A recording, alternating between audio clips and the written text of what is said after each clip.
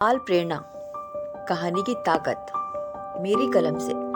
गर्मी की छुट्टियां शुरू होते ही 10 वर्षीय आदित्य अपने मम्मी पापा के साथ नानी के गांव पहुंचा।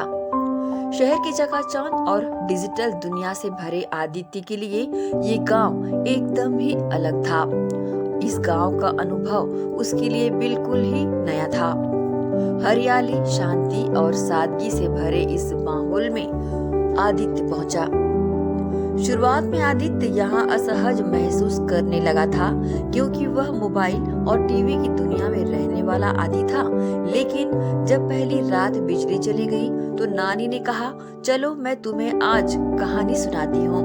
आदित्य ने अनिच्छा से सिर हिलाया, लेकिन जैसे जैसे नानी ने राजा रानी, पंचतंत्र और शेख चिल्ली की कहानियाँ सुनाना शुरू किया, आदित्य को कहानियों में मजा आने लगा।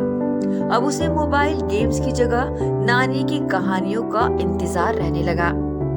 एक दिन जब नानी ने ईमानदार लकड़हारा की कहानी सुनाई तो आदित्य ने गंभीरता से पूछा, नानी, क्या सच में ईमानदारी का इनाम मिलता है? नानी ने मुस्कुराते हुए सिर हिलाकर जवाब दिया, बिल्कुल बेटा, जीवन में सच्चाई और ईमानदारी सबसे बड़े गुण हैं। इन कहानियों का आदित्य पर गहरा प्रभाव पड़ा। वह अधिक धैर्यवान, जिम्मेदार और सहानुभूतिपूर्ण बन गया। गांव के बच्चों के साथ खेलते आदित्य अब पहले से अधिक अनुशासित, संवेदनशील और परिपक्व हो चुका था। और जब छुट्टियां खत्म हुई और आदित्य वापस शहर लौटा तो उसके माता पिता ने उसमें आए सकारात्मक बदलाव को तुरंत महसूस कर लिया। आदित्य अब पहले से अधिक अनुशासित, संवेदनशील और परिपक्व हो चुका था।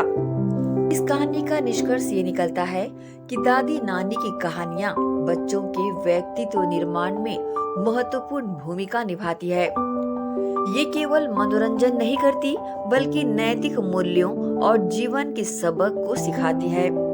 आज के डिजिटल युग में जब बच्चों का रुझान स्क्रीन की ओर बढ़ रहा है, तब इन कहानियों की प्रासंगिकता और भी अधिक हो जाती है।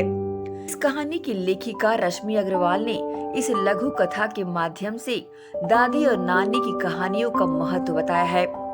ये कहानियाँ निश्चित ही बच्चों के मस्तिष्क पर गहरा प्रभाव डालती है और उन्हें सही राह दिखाने में एक मार्गदर्शक बनती है।